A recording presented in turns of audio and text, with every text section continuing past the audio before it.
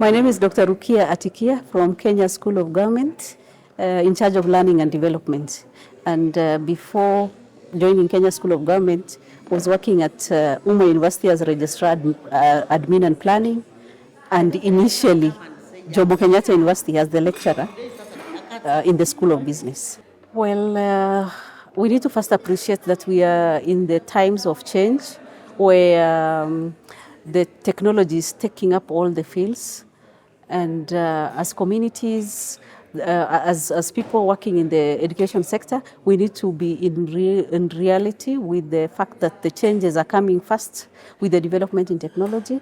And as society and community, we need to work and collaborate together and try to look at how we can participate in delivering quality education in the public schools, because when we compare the performances of private versus the public schools, the private school is much far ahead, the facilities are equipped, the mindset of teachers are also quite different, and therefore one is by first changing our mindset in terms of we don't have all the resources that the private sector has, but what can we do with the minimal resource that we have? How do we supplement that?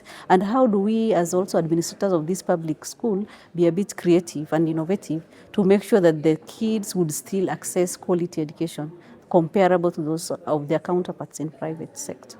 With the developments happening across the globe, we should shift focus from defining students from academic achievements in terms of relying on grades to determine their future, and that has been addressed through the development of competency-based curriculum, which is more geared toward not really interested in grading but in nurturing talents, in encouraging innovations. And as institutions, then we should be looking out on ways of trying to nurture these kids to pursue their dreams and facilitate them to be that person without comparing them with others or using those grades to determine their progress to different careers, because grades really don't really matter in terms of how best you can perform. Sometimes we may have top performer in one discipline and who is going to be likely also a non-performer in a separate situation.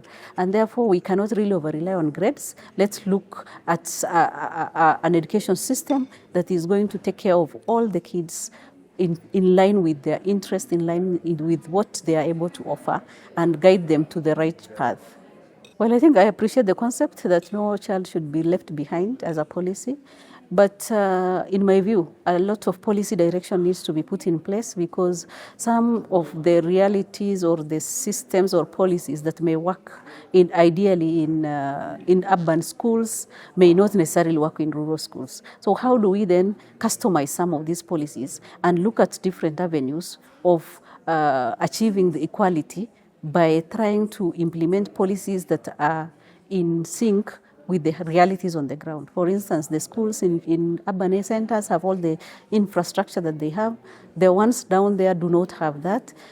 Maybe they not have connectivity in some parts of the country, and therefore the government should look at how do we make this equity available by trying to look at platforms that is workable, maybe looking at online learning as a tool where the students in rural areas can also tap into the knowledge base that is available in urban setup, as well as thinking of even those mobile school, where then these kids who have no access to technology aspects especially can have the opportunity to be introduced to that through that mobile schooling, and then we will talk of equality gradually.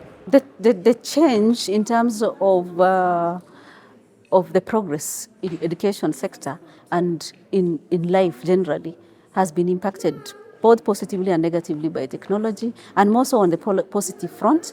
The negative bit is that there are chances that people will be losing their jobs, but there is opportunity to that, and therefore we need to look at what is available. We take stock, because out there people have taken stock of what works for them in those Western nations and try to document, for instance, what are the careers that are relevant, what are the careers that are not relevant, and how do we retool the professionals in those disciplines, as well as equip the students in those schools so that they align with the moving technology and the chances of some careers getting phased off. So as a nation, I think we should focus in terms of taking stock. What are the skills that are workable for us? Or what are the skills that are required in our market, labor market? And what is there in our learning institutions? And then try to align this curriculum to the requirements of these labor markets. Because we have had a challenge in this country where the graduates we produce are not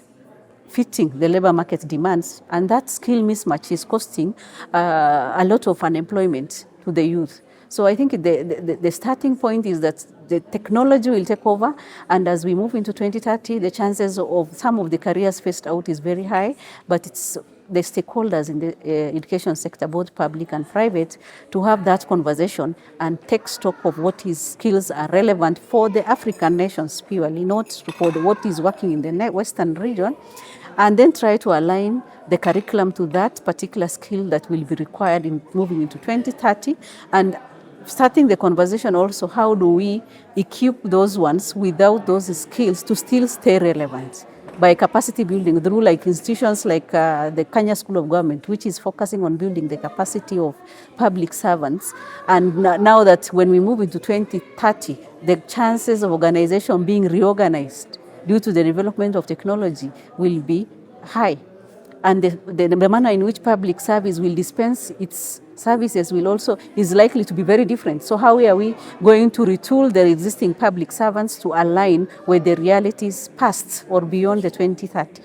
So I think a lot of force and effort between all partners, both private and public, is necessary so that then the 2030 do not come by surprise, or the nation will not be found in a situation where the skill sets will no longer be required and so many jobs will be lost, or then starting to firefight. I think that is my take in terms of how we look at it. Well, my advice is first we must take responsibility as professionals in our respective fields, look at the future of our profession from our own perspective as individuals, and try to retool ourselves at personal level, not necessarily over-relying on government to build your capacity, on private sector to build your capacity, because it is yourself that makes the difference. So the change we are looking at, the repositioning of ourselves in that past 2030 career, is equally a responsibility of self. And therefore we call upon each and every person to take that initiative and try to align themselves with the technology